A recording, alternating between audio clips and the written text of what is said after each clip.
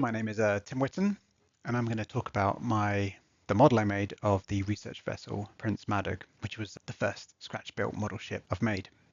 On the slide on the right of your screen, you can see a blue vessel, and this is the current Prince Madog. So this is a research vessel co-owned by Bangor University and OS Energy, and it's the only seagoing research vessel operated by a university in the UK. And this vessel was built or delivered to the UK, to Bangor University in North Wales in 2001, and it's still operating at the moment. So it conducts research and survey work, but also is used to teach the next generation of ocean scientists at the School of Ocean Science in Bangor University. But on the left, you can see another vessel called Prince Madog, and this was her predecessor. So this is the original Prince Madog vessel, which was delivered to the then University College of North Wales in 1968, and she served the university until 2001. And this was the first seagoing research vessel that was owned by the university, and she was the last ship built by the Ramsey Shipbuilding Company based on the Isle of Man. And so she's quite a significant vessel in terms of the history of the Isle of Man shipbuilding as well. So this is the real thing, the vessel that I've built a model of. So this is the original Prince Madog as she appeared when she arrived, was delivered to the university back in 1968. So she originally had a black hull, and this photo shows her on a nice calm Menai Strait approaching the berth in Menai Bridge. You can see on the stern there a large A-frame, so this is characteristic of research vessels, this A-frame here. So this allows equipment to be lowered into the water and trawls to be towed. But also you can see a large number of derricks for handling equipment on the deck, but also for lowering various equipment. And on the starboard side there are gantries here. And underneath the water there are sonars as well, which can be used for mapping the seabed and looking for fish schools. But this is what my model represents. So this is the same vessel, but just in a white color scheme above the waterline. And this is how she looked through most of her life. There were different arrangements towards the end, so there was an extra workboat added on to the end here. But this general layout, this is what my model intended to depict. Actually, in this photo, the Duke of Edinburgh is actually on board, who visited the vessel. So what did I have for reference material to make this model? Well, actually, I had quite basic general arrangement plans, which were in a A5 booklet about the ship. And so these are the plans which I mostly used to understand the shape of the decks and the general layout of the vessel. But I also had a huge amount of photographs provided by various people in the department, in particular a man called Ivor Reeves, who was involved in the designing and commissioning the vessel and worked a lot on the vessel. So he sent me a lot of really useful photographs from dry dock and when the vessel was being built. Some more detailed plans, which I think those plans I just showed before were based on. So these were purchased from the National Records in Kew, and they show much more detail than those plans before, but actually the same general layout. So you've got the various decks and tank tops as shown here. So I had some early decisions to make about the model I was going to build. So first of all, what scale? And I chose to make the model in 1/200 scale. The reason I chose this is I already had another ship model in this scale, so I thought it would look good displayed next to it. But also 200 scale model ships are becoming a lot more popular, particularly battleships, which make very large models. But I thought there might be some more 200 scale accessories which might be useful for detailing my model. But at the scale, the end model was about 5 inches long, so it's quite a small model really. Materials to use was obviously a big decision, and I think I made some mistakes here. So I decided to use balsa wood, which is obviously very soft and easy to carve. But this is a steel, the real ship is made of steel, and actually it has some quite sharp edges and some flat surfaces on the hull, and this was quite difficult to replicate in balsa wood. So if I was to go back in time, I would have used basswood or lime wood to carve the hull from. But the main hull structure was made from wood, and then I used styrene sheets, brass tubing, and some photo etch details to construct the rest of the model. Another decision was whether to do a full hull or a waterline. I really like the look of waterline models. Ships always look nice in the sea. But the actual design of the hull was something that was of interest to me, where the sonar was and the bow thruster and things like this. So I decided to make a full hull model on pedestals and to not really have it weathered much, so it looks kind of fairly new, a bit like a maker's model. And then, as I already discussed, I decided not to build it in the colours or paint it in the colours that it was delivered to the university in that black coloration, but I decided to paint it in a white scheme because that's how she appeared through most of her service life. So here you can see two photos of the beginning of the build process. So on the left here, I decided to use a bread and butter technique for forming the hull. So I started with a piece of wood, and then I had the side profile. So I cut the profile of the bow and the stern, and then I sliced that piece of wood by the various decks or tank tops that I had on the plans. And then I cut out the kind of top-down shape of each of these layers of the ship. And then they were glued together. You can see here I've started to carve away some of those straight edges and form a bit more of the shape. But to help align the different decks, I drilled a hole. Before I cut these slices, I drilled two holes all the way through, and then inserted these plastic rods during gluing to make sure they all lined up correctly. So on the left here, you can see I've started shaping the hull a lot more. So I used the rasps and sandpaper principally. But here you can see I've inserted a stem post out of plastic card to get a nice edge on the bow and to try and keep it central in the ship. You can see I've got some pencil marks here so I can try and keep the center line correct. And then I also used plastic card to make the skeg here, so the propeller and the rudder would be here.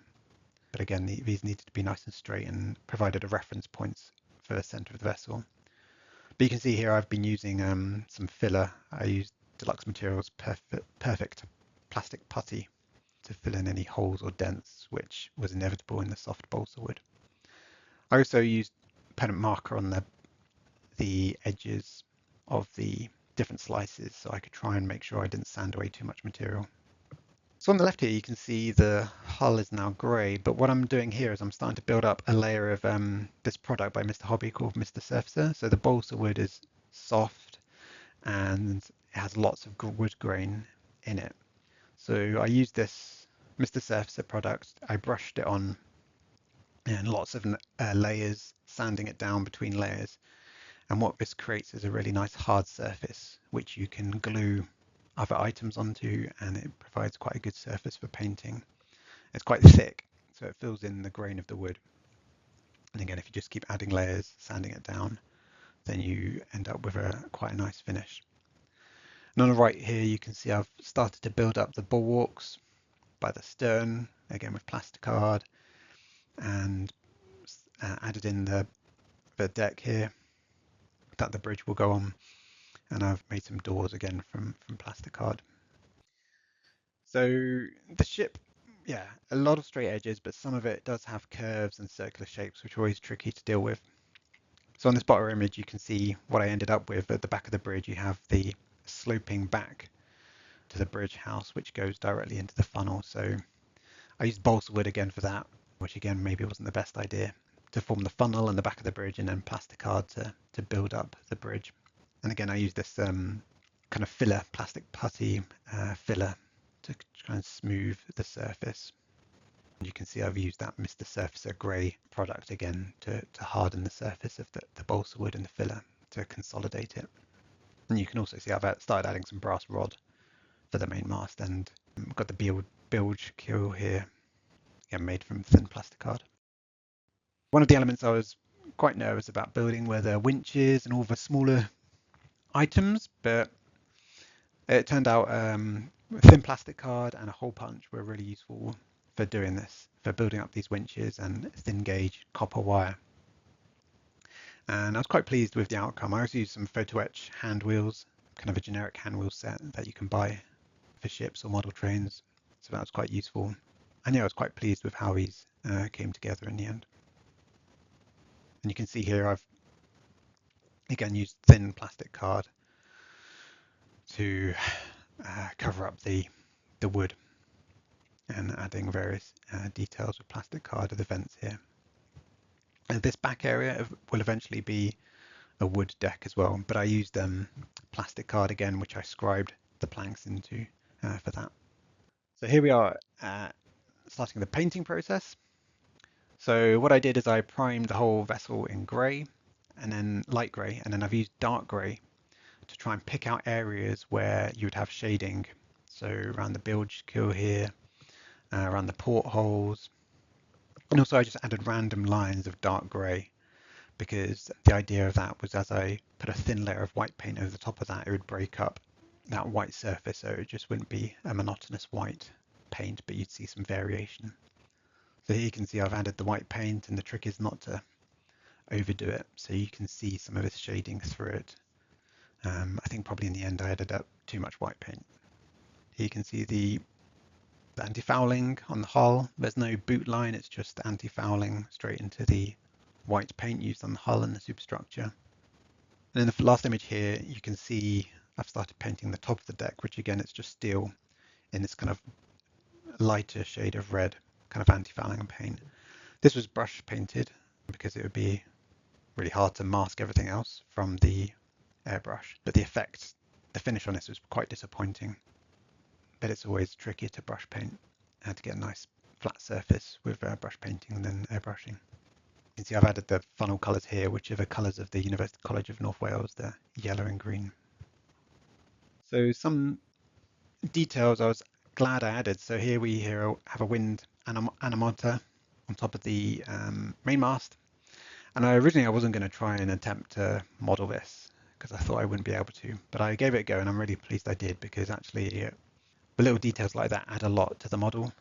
And I've always found it's best to have a go at adding details, and then you can always take them off if they don't look good. But usually I regret not adding detail rather than adding detail and it not looking good. The self-inflating life rafts were made from carving plastic rod and adding plastic strip around them to create the kind of corrugations that strengthen them. And then the racks for them were just made from photo etch ladders, which I cut the rungs off so they look like racks. So that's quite a handy technique. I did have a bit of a disaster. So as I added in the deck near the stern, instead of trimming it more to make sure it fit, I tried to use brute force and forced it in, and then it cracked the stern of the ship, which was very frustrating because I'd finished the painting. So I had to mask that off, sand it all down, fill it, and repaint it, and try and match the paint to the rest of the ship, because I'd mixed a kind of off-white color by adding some yellow to the white, which turned out quite hard to color match. And here we see the finished model. This is on display at the IPMS Scale Model World in Telford, so that was in November this year. Still need to add the Merchant Navy flag to the main mast there. Yeah, I was pleased with how it came out. So you can see some finished models. I've added rigging using elastic rigging line. All the rigging line is actually white, but I painted the black rigging line to show the thicker kind of steel cables, which would have been likely used for the lifting derricks and for the radio wires as well. But then I left the white for the rigging ropes that would have been used for the flag and the shapes. And you can see the wooden base here with the pedestals. One element which I needed to do was print my own water slide decals, but they didn't turn out very well in the end. The ink ran on them, so I printed them off using inkjet printer, and I did cover them in a protective film, but the ink still ran, unfortunately. So you can see here the quality on the black decals is not very good, but from a distance they don't look too bad. This part sticking out of the bow, this is actually where the fish finding sonar was housed. Just some more details. I used decals to show the the vent grating rather than try and model that or paint that. These are just photo etched steps on the main mast. And then here you can see the Prince Madog Bumaris decal I made on the back. I also added some anodes, sacrificial anodes, which I think help add to the realism and the scale of the ship. And the technique I used for the brass propeller, so it's plastic, but the local model group, we visited David Fawcett Ship Model Builders in Pwllheli, and what they do is they use chrome paint and then they paint over the chrome with clear yellow. So I tried that technique and yeah, it came out quite well, I think better than just using a metallic gold paint. Here we have the finished model from the starboard side. Again, it's a small model, but it means it'll be easy to display. So that's just a quick tour of the 200 scale Prince Madog model I made. So it's the previous ship on the left, the old ship, and then there is a commercially available paper model of the current Prince Madog. So from the papershipwright.co.uk that can be bought. So if you're interested in building a model of the current Prince Madog, then you can go to David Hathaway's website, papershipwright.co.uk, and you can buy a paper model kit of the Prince Madog. So thank you, diolch yn fawr.